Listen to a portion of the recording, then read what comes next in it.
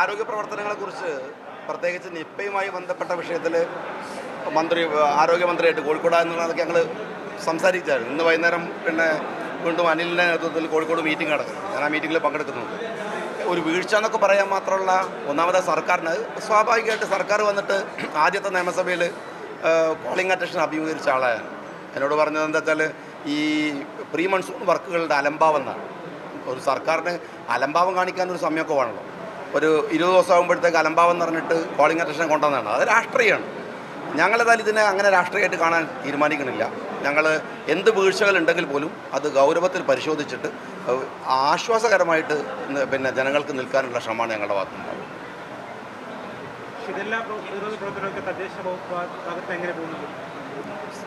തദ്ദേശ സ്വയംഭരണ സ്ഥാപനങ്ങളുടെ ഷിഗല്ല വർക്കുകളുടെ എല്ലാ വർക്കുകളുടെ ഞാൻ പറഞ്ഞല്ലോ, ഇപ്പോൾ 2 റിവ്യൂ കഴിഞ്ഞു. എല്ലാ ജില്ലകളിലും റിവ്യൂ കഴിഞ്ഞു. ഞാനിപ്പോൾ എനിക്ക് കാസർഗോഡിൻ്റെ ചാർജ് ഉണ്ടായിട്ട് കാസർഗോഡിൻ്റെ ചാർജ് പോലും രണ്ടാമത് വിളിച്ചു. അതിനകത്തും ആ പ്രവർത്തനങ്ങൾ കൃത്യമായിട്ട് മുന്നോട്ട് പോകുന്നുണ്ട്. അതിൽ ഞാൻ പറഞ്ഞല്ലോ, അതിൻ്റെ മോണിറ്ററിങ് നടക്കുകയാണ് ഓരോ സ്ഥലങ്ങളിലും. അതിൻ്റെ മോണിറ്ററിങ് നടത്തി നല്ല നിലക്കുണ്ട് ആവശ്യം.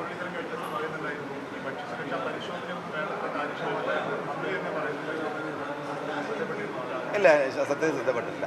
ഞാൻ എല്ലാം കാര്യക്ഷമമാണെന്നുള്ള അഭിപ്രായവും വാദവും ഞാൻ ഉന്നയിക്കണില്ല. സർക്കാർ വന്ന് ചുമതല ഏറ്റിട്ടുണ്ട്. ഇപ്പോൾ ഞാൻ ഒരു ഉത്തരവാദപ്പെട്ട മന്ത്രിയാണ്. തദ്ദേശ സ്വയംഭരണ വകുപ്പ് എന്ന് പറഞ്ഞാൽ പരന്നു കിടക്കുന്ന ഒരു വകുപ്പാണ്. അതിനകത്തുള്ള എല്ലാ കാര്യങ്ങളും വളരെ ക്രമത്തിൽ പോകുന്നൊന്നും ഞാൻ അവകാശവാദം ഉന്നയിക്കണില്ല. ഞാൻ യഥാർത്ഥത്തിൽ പറഞ്ഞാൽ ആ വകുപ്പിൻ്റെ അകത്തേക്ക് ഇറങ്ങി പഠിച്ചുകൊണ്ടിരിക്കും. അത്രേ സമയമായിട്ടുള്ളൂ. അപ്പോൾ ഞങ്ങൾ വളരെ വേഗത്തിൽ പഠിച്ച് കാര്യങ്ങൾ ചെയ്തുകൊണ്ടിരിക്കുകയാണ്. ശ്രദ്ധയിൽ പെടുന്ന കാര്യങ്ങളെ കറക്റ്റ് ചെയ്ത് കൊണ്ടുവരികയാണ്. അതുകൊണ്ട് ഒരു വീഴ്ചയില്ല എന്നൊന്നും പറഞ്ഞൊരു അവകാശവാദം ഉന്നയിക്കില്ല. വീഴ്ചകളുണ്ടത് പരിഹരിച്ച് പോകാനുള്ള അടിയന്തര ശ്രമമുണ്ട്. ഇന്നിപ്പോൾ കുഞ്ഞാലി സാഹിബ് അടക്കം വൈകുന്നേരം വരുന്നു. ഞങ്ങൾ അനിൽ ആണ് ഇവിടെ ചാർജ് ഉള്ളത്. അദ്ദേഹത്തിൻ്റെ നേതൃത്വത്തിൽ ഇരിക്കാൻ പോവാണ്. എന്തെങ്കിലും പരിഹരിച്ച് പോകും. അതിനൊരു രാഷ്ട്രീയ തർക്കത്തിനൊന്നുമില്ല. അതിന് മറ്റൊന്നിപ്പം കഴിഞ്ഞ ഒരാഴ്ചക്കിടെ ഈ തെരുവുനായ ശല്യം അതിരൂക്ഷമാണ്. പലയിടങ്ങളിൽ നിന്ന് കേസുകൾ റിപ്പോർട്ട് ചെയ്യുന്നത്. അടിയന്തരമായിട്ട് ഈ വിഷയത്തിൽ എന്ത് ചെയ്യാൻ സാധിക്കും എന്നുള്ളതാണ് നമ്മൾ.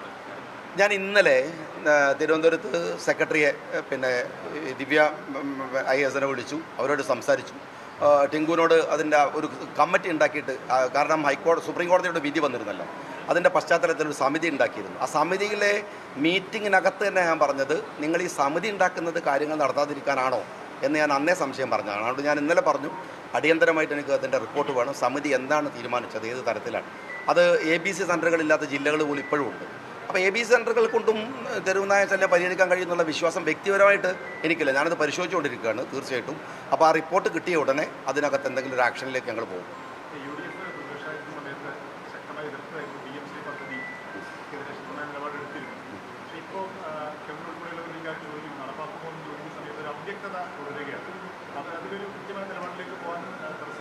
അല്ലല്ല, ഞങ്ങളെടുത്ത നിലപാടുകളിൽ നിന്ന് മാറ്റി പറയേണ്ട കാര്യം, ഒരു സർക്കാരിൻ്റെ ഒരു പ്രതിസന്ധി വരുമ്പോൾ മാറ്റേണ്ട കാര്യമൊന്നുമില്ല. PMC ഞങ്ങളെടുക്കുമ്പോൾ ഹലാലാവുക, ഇടതുപക്ഷം എടുക്കുമ്പോൾ ഹറാമാവേണ്ട കാര്യമൊന്നുമില്ല.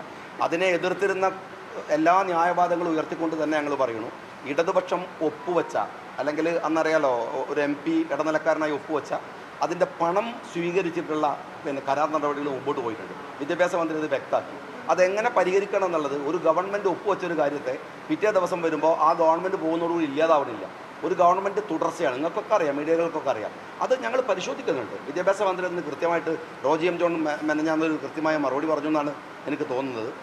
ഏതായാലും അത് ആ നിലപാടുകളെ വിഴുങ്ങാനൊന്നും ഞങ്ങൾ പോകുന്നില്ല. കാരണം ഒരു കഴിഞ്ഞ സർക്കാരിൻ്റെ തുടർച്ചയായതുകൊണ്ട് തന്നെ അവർ ഒപ്പുവെച്ച ഒരു കരാറിനകത്തുനിന്ന് പുറകോട്ട് പോകാൻ ശ്രമം നടത്തി എന്ന് പറയുന്ന ഒരു ടെക്നിക്കലായിട്ടുള്ള മൂവ്മെൻറ്റും നടന്നിട്ടില്ല. അത് ഞങ്ങൾക്ക് ബോധ്യമാണ്. മരവിപ്പിച്ചിട്ടുമില്ല, ഒന്നും മരവിപ്പിച്ചില്ല. അങ്ങനെയാണ് പൈസ ഇവിടെ വന്ന് വരില്ലല്ലോ.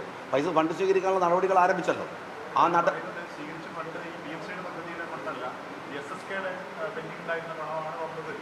ആ അതൊക്കെ രാഷ്ട്രീയ തർക്കങ്ങളാണ്.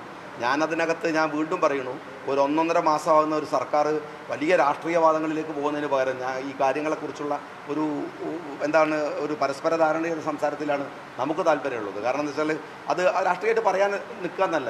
ഓരോ വകുപ്പുകളും ഞങ്ങൾ പഠിച്ചുകൊണ്ടിരിക്കുന്ന സമയത്ത് വെറുതെ നിങ്ങളുടെ മുമ്പിൽ ഒരു പിറ്റേ ദിവസം കുറേ അവകാശവാദം ഉന്നയിക്കുക, അതിന് ഞങ്ങൾക്ക് താല്പര്യമില്ല. എന്താ